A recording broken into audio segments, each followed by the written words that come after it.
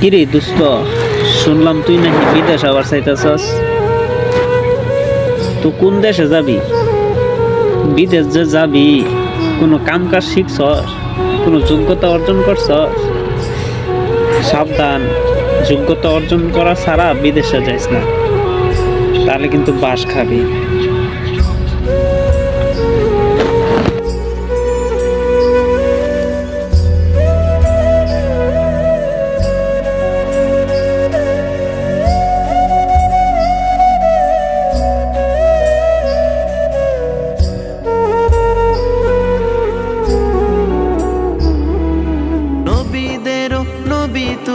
নবীদেরও নবী তুমি ওগো হাবিব জান, কুল কায়নাতেরও নবী তুমি পরাণের পরাণ, কুল কায়নাতেরও নবী তুমি পরাণের পরাণ। যখন নতুন নতুন বিদেশে আছে, বাড়ি থেকে আত্মীয় স্বজন পাড়াপড়শি ভাই বোন বাবা মা সবাই তাকে অনেক ভালোবাসা দেয়, উৎসাহ দেয়।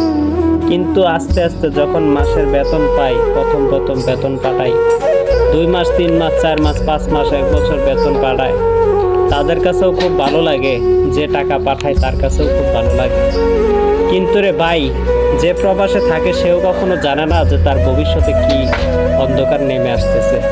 আর যারা বাড়িতে থাকে তারাও জানে না যে ভবিষ্যতে আমাদের আচরণ কি হইবে।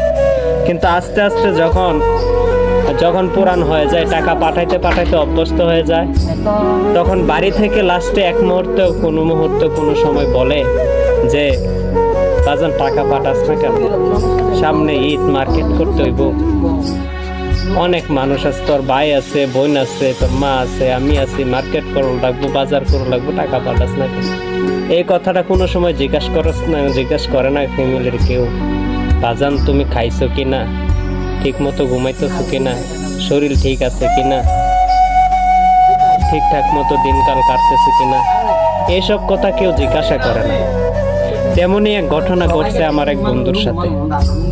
যখন প্রথম টাকা পাঠাইছে খুব ভালো, কিন্তু হঠাৎ এখন ঈদের মধ্যে বেতন পায় নাই, বেচারা বাড়িতে টাকা পাঠাতে পারে নাই।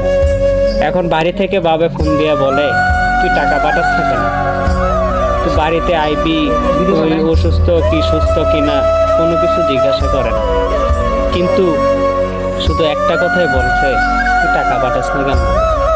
বন্ধু আমার কাছে কান্দে বলে, বন্ধু আজকে এই অবস্থা, সারা জীবন বাড়িতে টাকা পাঠাইলাম, এই পর্যন্ত 14 লাখ, কোনো সময় বলে নাই আজ পর্যন্ত বাজান তুই কবে বাড়িতে আইবি। আইসা পড়ছে আজকে 3 বছর হয়ে গেছে, এখন পর্যন্ত আমার বাবা মাই বলে না যে কবে বাড়িতে আইবি। এই হলে ভাই প্রবাসের জীবন। প্রবাসে যারা থাকেন ভাই, সবাইরে বলতেছি একটু সাবধানে চলাফেরা করবেন, আর মানুষ চিহ্নে টাকা পয়সা পাঠাবেন। বাবা মা আছে বলে যে বাবা মা আপনার আপন, সেটা কখনো মনে করেন না। বউ আছে বলে যে বউয়ের খুব আপন মনে করবেন, তা মনে করেন না। ভাই বাড়িতে যতই টাকা পাঠান, বাড়িতে টাকা পাঠাইতে না করি না, বাড়িতে টাকা পাঠান, কিন্তু নিজের সম্বল নিজে একটু জোগায় রাখেন। কেননা এমন কে আছে, এমনও হইতে পারে আপনি বিদেশে আছেন বইলা আপনি টাকার মেশিন, এই টাকার মেশিন থেকে টাকা পাওয়ার জন্য পরিবার আপনাকে অনেক ভালোবাসবে, কিন্তু আপনি যখন বাড়িতে যাবেন ভাই, তখন আপনি বুঝতে পারবেন কে আপন কে পর। সবাই ভালো থাকবেন ভাই। কথাগুলো যদি ভালো লাগে তাহলে একটা লাইক দিয়ে যাবেন, কমেন্টে বলে যাইতে বলবেন না।